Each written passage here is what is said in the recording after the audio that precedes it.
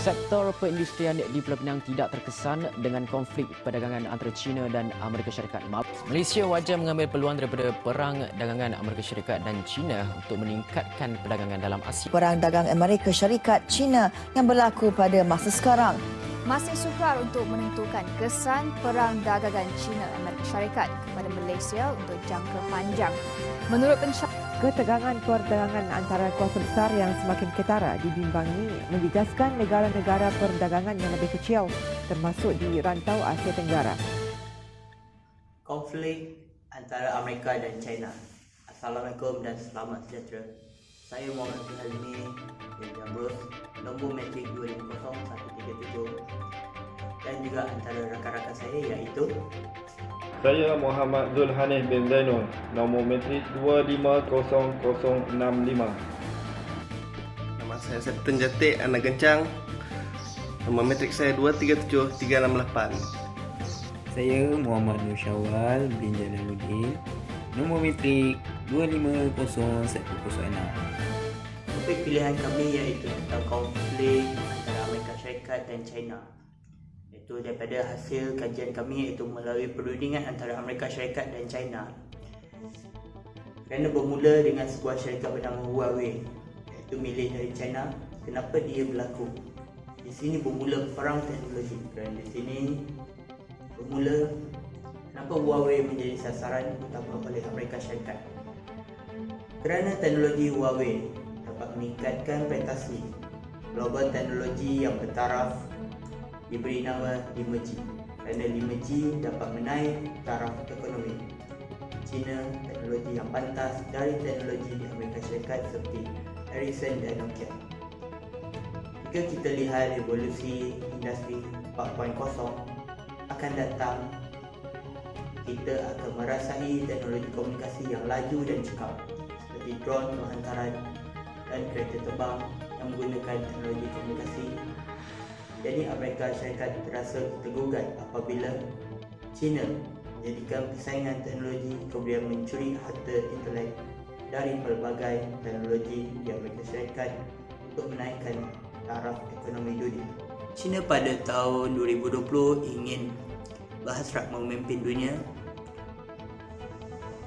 dan Amerika Syarikat menjadikan negara kedua dalam kuasai ekonomi. Apa ini terjadi kerana kejatuhan ekonomi dolar diasak oleh China. Kerana perdagangan wang Amerika Syarikat US dollar akan ditukar kepada yen. Jadi pihak Amerika Syarikat tidak bersetuju dan juga pihak Persekutuan Eropah pun tidak bersetuju. Kerana daripada segi China iaitu mengatasi negara Eropah pun akan terancam bila China menguasai dunia. Tak lagi di Jepun yang sekarang ini berkuasa ekonomi dan teknologi di Asia. Manakala di China menjadi negara nombor 1, akhirnya Jepun akan mengikut arahan dari China. Bagi wilayah Taiwan, China akan mengambil alih kembali hak kawasan jajahan semula. Kemudian juga sejarah China akan diubah oleh negara barat. Katakan pengasas Republik China tidak bagus dan persepsi yang buruk, sedangkan pengasas Republik itu seorang yang bagus dan pencetus evolusi China untuk kemajuan. Bila China menguasai dunia, negara Afrika pula akan meningkat dan pelaburan Afrika akan bertambah. Kerana pelabur daripada China banyak melabur di negara Afrika, jadi sumber ekonomi Afrika akan meningkat pada tahun 2025. Jadi negara Jepun pula akan berasa mengikut arahan daripada China dan juga Taiwan akan dikembalikan kepada hak China. Bila negara China menjadi ekonomi nombor 1 di dunia, banyak sumber daripada Eropah akan tergugat. Jadi pihak Eropah kena bekerja keras untuk menaikkan ekonomi di Eropah. Donald Trump rasa tergugat dan membuat rundingan antara Presiden Republik China.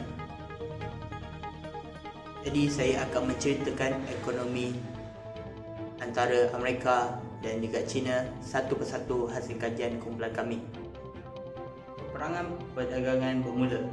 perangan perdagangan trade war di antara dua kuasa dunia iaitu Amerika Syarikat dan China telah memperhangatkan semenjak 2017 apabila Donald Trump iaitu Presiden Amerika Syarikat melakukan satu siasatan ke atas polisi dagangan China terutamanya berkaitan harta intelek. China dikatakan banyak melanggar iaitu harta intelek mengikut undang-undang kerana negara China banyak mencuri idea ataupun menciplak teknologi Amerika Syarikat atau mana-mana syarikat di dalam dunia. Jadi Donald Trump membuat siasatan ke atas barangan tersebut. Berkaitan hak cipta dengan menghasilkan produk-produk counterfeit atau produk tiruan kepada jenama-jenama yang dihasilkan di Amerika Syarikat dan dijual dengan harga lebih tinggi manakala berbanding dengan negara China. Dijual dengan harga lebih murah kerana kualitinya adalah rendah. Pada September 2018, Amerika Syarikat dan juga China telah mulakan peperangan perdagangan iaitu melancarkan tarif kenaikan harga import dan ekspor.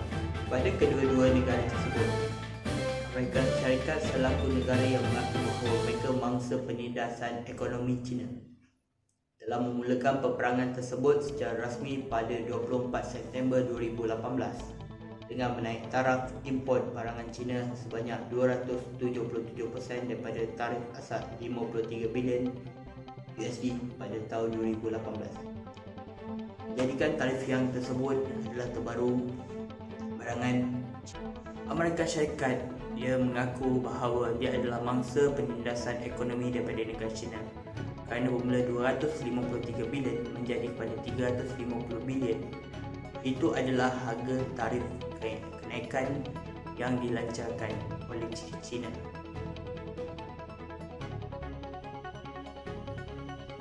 Perdagangan tindak balas China. Amerika Syarikat menimbulkan penggeseran perdagangan dengan China padahal bertujuan menggerakkan bulik ekonomi dengan nama perdagangan adil dengan cara menggoncang batang tarif melaksanakan unilateralism dan protection. Tujuannya berkhidmat untuk agenda Amerika Syarikat diutamakan masa China menyerahkan kepentingan dan hak pembangunan sendiri. Amerika Syarikat tidak mencapai tujuannya kerana menerima padah iaitu harga import dinaikkan tinggi manakala harga barangan di Amerika Syarikat ditinggikan. Kadar pertumbuhan ekonomi dikurangkan. Skala ekspor Amerika Syarikat ke China disekat.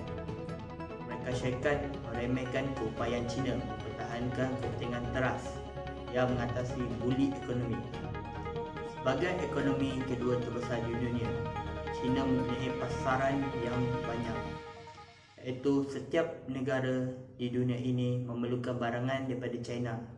Jadi pihak negara Amerika Syarikat tidak dapat menghalang China kerana kebanyakan adalah sumber daripada pertanian pada Amerika Syarikat, manakala sumber daripada teknologi dan juga barangan untuk adalah daripada negara China. Pasaran di China adalah luas, tidak boleh diganti dan tiada negara lain yang sulit kehilangannya kerana barangan di dunia adalah daripada China. Bukan untuk seluruh dunia, sistem perdagangan pelbagai hal sepatutnya pertahankan ekonomi global yang terbuka. Sepatutnya dibina sebagai negara perdagangan. Pergantungan ekonomi Malaysia kepada perdagangan asing mencapai 130% pada 2018. Ketegangan hubungan dagang antara Amerika Syarikat dan China antara faktor yang terus membelenggu rantaian bekalan global sekaligus mempengaruhi pertumbuhan ekonomi lain di dunia. Namun ekonomi Malaysia kekal berdaya tahan di sebalik pelbagai cabaran disokong asas ekonomi dan sektor keuangan yang kukuh. Ia komitmen Analisis kajian ekonomi Amerika Syarikat dan China kesan terhadap Malaysia. Itu kesan negatif daripada perang perdagangan ini yang meningkatkan kos perniagaan dan ketidakstabilan pasaran kewangan serta menjejaskan keyakinan pelabur. Kali ini, negara China kekal sebagai sahabat perdagangan kepada Malaysia bagi 9 tahun berturut-turut serta menyumbangkan 13.5%, 126 bilion kepada jumlah ekspor pada 2017. Manakala Amerika Syarikat pula adalah destinasi ekspor ketiga terbesar yang menyumbangkan 9.5% atau 88.7 bilion kepada jumlah ekspor negara. Berdasarkan andaian, ekspor Malaysia dijangka berkurangan sebanyak 0.08%, manakala keluaran dalam negara kasar berkurang sebanyak 0.02% dalam tempoh 2018 sehingga 2020. Jangkaan ini berdasarkan ekonometrik kerana penurunan sebanyak 10% daripada berbanding dengan penurunan 14%. Jadi ini saja laporan iaitu daripada KDNK Malaysia, dan ini juga adalah hasil daripada kajian kami. Harap dengan segala fakta-fakta yang kami keluarkan, ini adalah dapat menyumbangkan pada hasil kajian kami untuk perundingan Amerika Syarikat dan negara China.